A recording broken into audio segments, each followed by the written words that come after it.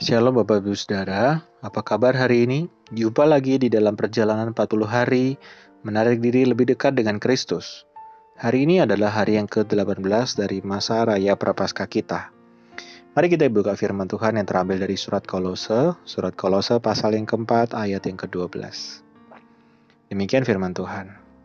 Salam dari Epafras kepada kamu, ia seorang dari antaramu, hamba Kristus Yesus yang selalu bergumul dalam doanya untuk kamu, supaya kamu berdiri teguh sebagai orang-orang yang dewasa dan yang berkeyakinan penuh dengan segala hal yang dikehendaki Allah.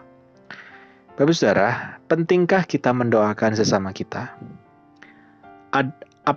Apakah doa-doa yang kita panjatkan kepada orang lain bisa membawa perubahan bagi mereka? Saya sudah mendengar banyak cerita mengenai betapa besar kuasa sebuah doa. Salah satunya dari seorang istri yang tidak berhenti mendoakan suaminya yang suka memukul, pemabuk, berkelakuan buruk. Ia tidak berhenti-henti doanya. Pada akhirnya si suami bertobat dan hari ini melayani di sebuah gereja. Ini baru satu contoh dari sekian banyak kesaksian yang lain yang menunjukkan kekuatan yang berasal dari doa yang sungguh-sungguh. Sayang, ada banyak orang tidak mengetahui kekuatan doa, tidak mempercayainya, tidak merasa penting, tidak mengetahui besarnya kekuatan di sana, dan mungkin tidak cukup sabar untuk menanti dijawabnya sebuah doa. Tidak sedikit pula yang merasa malas, tidak peduli terhadap orang lain, sehingga mereka merasa tidak perlu mendoakan. Di sisi lain, jangan lupa bahwa tidak menutup kemungkinan ada orang-orang yang dengan tekun terus mendoakan kita. Kita mungkin tahu, mungkin bakal tahu, mungkin juga tidak pernah tahu. Tetapi bisa saja ada orang yang terus bergumul mendoakan kita terus-menerus. Sehingga tatkala kita berada dalam kondisi keadaan baik hari ini, di dalamnya ada andil dari mereka yang peduli terhadap kita melalui doa yang mereka panjatkan bagi kita secara sungguh-sungguh dan terus-menerus. Ada seorang hamba Tuhan yang bernama Epafras yang berada dalam penjara bersama-sama dengan Paulus. Namanya mungkin tidak sering kita dengar dan tidak seterkenal Paulus, Barnabas, Petrus, dan rasul yang lain. Tetapi yang dilakukan Epafras mencerminkan kerinduannya untuk terus memberi dukungan kepada jemaat melalui doa. Dan itu ternyata dianggap penting, sehingga disebutkan langsung oleh Paulus dalam salah satu suratnya.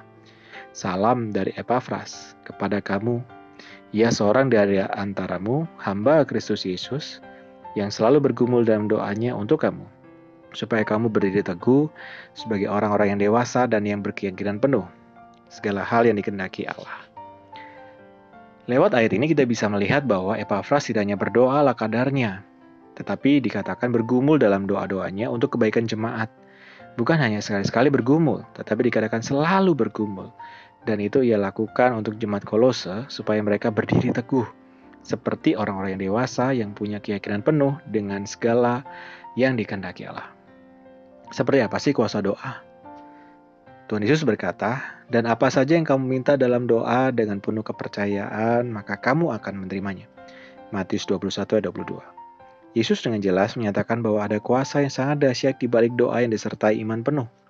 Mungkin Tuhan tidak menjawabnya dengan segera, tetapi ada saatnya nanti di mana kita bersuka cita saat doa kita mendapat jawaban darinya.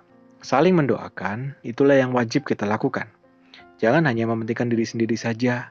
Jangan hanya ingin selamat sendiri saja tanpa peduli orang lain. Itu bukanlah sikap dari anak Tuhan yang rindu untuk menghidupi firman Tuhan secara nyata dan benar. Mari kita lakukan proyek ketaatan kita hari ini. Mari kita bertanya pada jemaat atau saudara seiman yang kita kenal, bertanyalah satu pokok doa saja tentang mereka yang ingin Anda doakan hari itu. Lalu mulailah doakan mereka sepanjang satu hari ini. Sebuah doa yang dipanjatkan dengan rasa percaya dan dilakukan oleh orang-orang yang percaya akan sanggup membawa dampak besar dan perubahan positif bagi orang lain. Sebuah doa yang sungguh-sungguh tidak akan pernah sia-sia. Mari kita berdoa. Bapa kami di surga, terima kasih untuk anugerah Tuhan bagi kami. Kami beroleh kesempatan untuk menaikkan segala doa permohonan kami kepada Engkau, ya Tuhan yang selalu mendengar doa kami. Terima kasih Tuhan yang telah berkarya bagi bangsa ini. Tuhan pimpin presiden, wakil presiden, bahkan aparat sampai ke kota Surabaya. Tuhanlah yang memberkati dan beri hikmat. Bahkan Tuhan juga tetap memulihkan kondisi ekonomi, kondisi pasien COVID-19. Tuhanlah yang memulihkan mereka. Dan kami menyerahkan sepanjang hari ini ya Tuhan, untuk kami boleh sungguh-sungguh mendoakan saudara seiman kami. Dan biarlah anugerah Tuhan yang boleh terus memimpin. Di dalam nama Tuhan kami Yesus Kristus kami berdoa dan menaikkan syukur. Amin. Bapak saudara, jangan lupa tanya ya. Dan jangan lupa tetap makan buah dan sayur. Selamat beraktivitas, Tuhan Yesus memberkati.